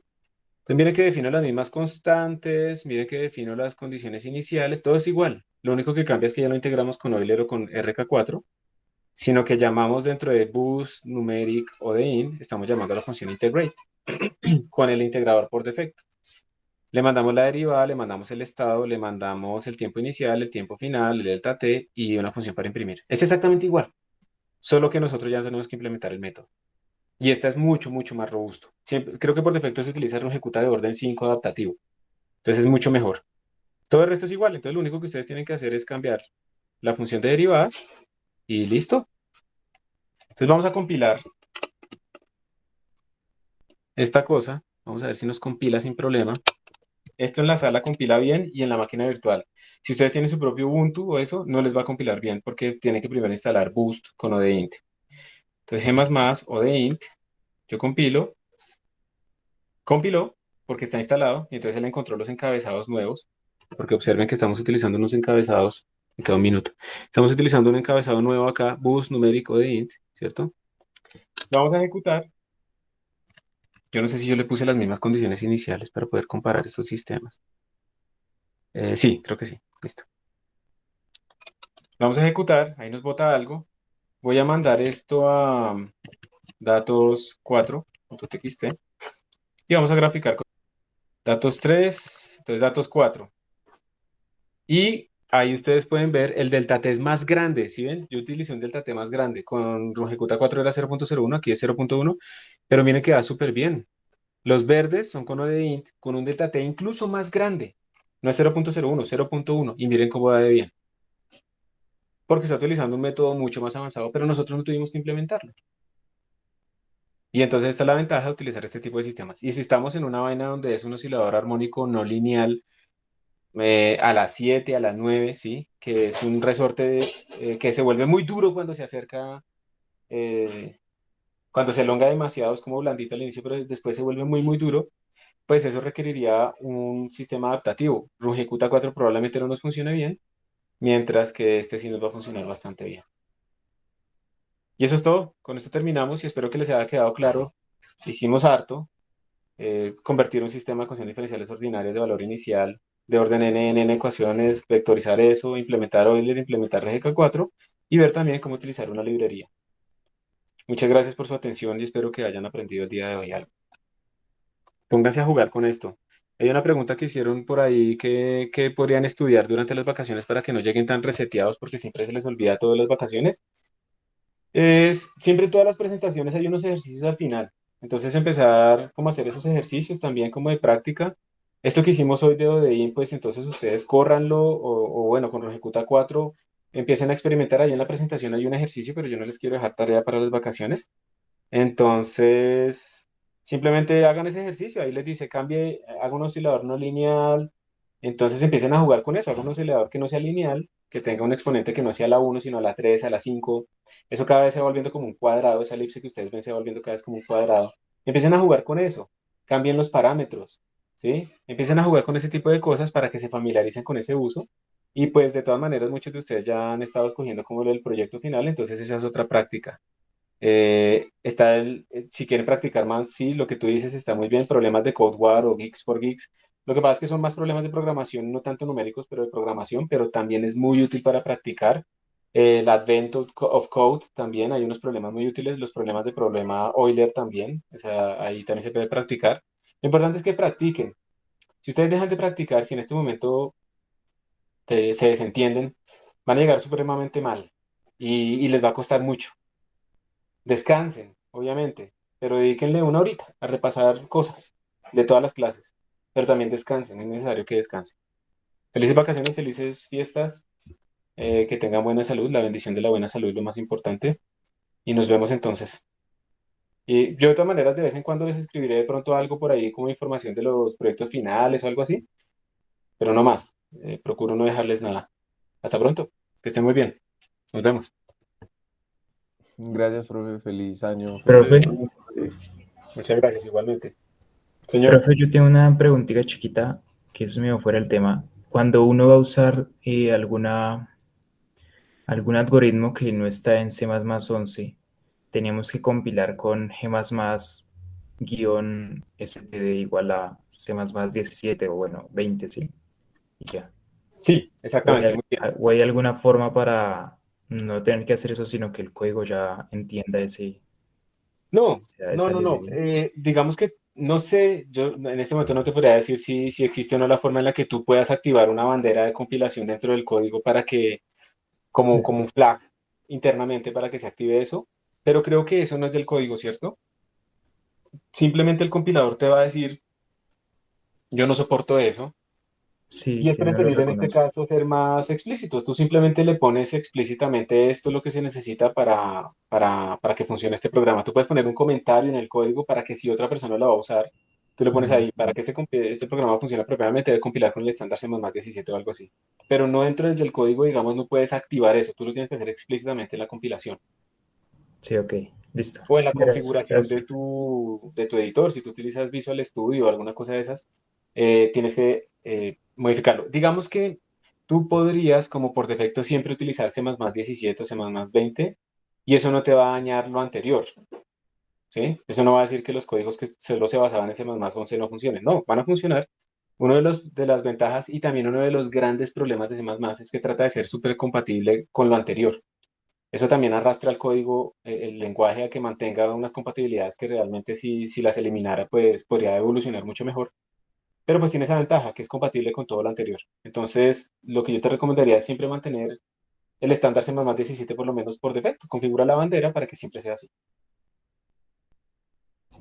Listo, gracias, profe. Un Hasta gusto. luego. Hasta luego. Que estén muy bien Feliz todos. Navidad, chao, gracias. Igualmente, feliz Navidad y que reflexionen y que descansen.